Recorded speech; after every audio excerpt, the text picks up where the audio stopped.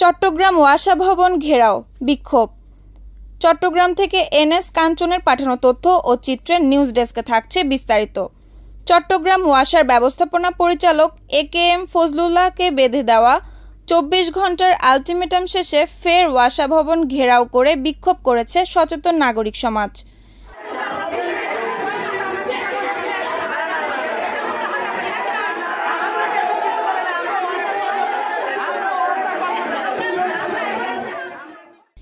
এ সময় এমডিকে অবাঞ্ছিত ঘোষণা করে পদত্যাগের দাবিতে লাগাতার আন্দোলনের ডাক দেওয়া হয়। মঙ্গলবার বেলা 12টা থেকে ওয়াসা ভবনের সামনে জড়ো হন আন্দোলনকারীরা। এক পর্যায়ে দুপক্ষের মধ্যে উত্তেজনা ছড়িয়ে পড়ে, ঘটে হাতাহাতির ঘটনা। পরে সেনাবাহিনী সদস্যরা আসলে পরিস্থিতি শান্ত হয়।